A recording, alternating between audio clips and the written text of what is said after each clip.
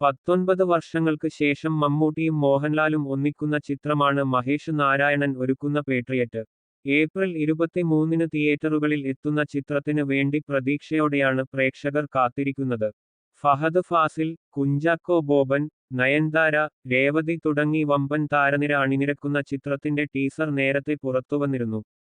ഇപ്പോഴിതാ പേട്രിയറ്റിൽ താനാണ് വില്ലനെന്ന് വെളിപ്പെടുത്തിയിരിക്കുകയാണ് ഫഹദ് ഫാസിൽ.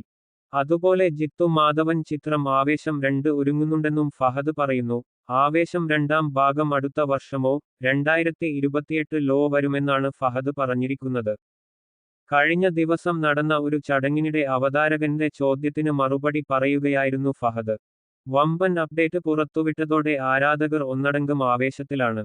മമ്മൂട്ടിയും മോഹൻലാലും 19 വർഷത്തിനുശേഷം ഒരുമിക്കുന്ന ഈ സിനിമ മലയാളത്തിൽ ഇന്നേവരെയുള്ളതിൽ വച്ച് ഏറ്റവും വലിയ ബജറ്റിലാണ് ഒരുങ്ങുന്നത്. നേരത്തെ പുറത്തുവന്ന ചിത്രത്തിലെ ക്യാരക്ടർ പോസ്റ്ററുകളും ശ്രദ്ധേയമായിരുന്നു. വിവിധ രാജ്യങ്ങളിലെ 10-ലധികം ഷെഡ്യൂളുകളിലായി 1 വർഷത്തിലധികം നീണ്ട ചിത്രീകരണമായിരുന്നു പേട്രിയറ്റിന് ഉണ്ടായിരുന്നത്.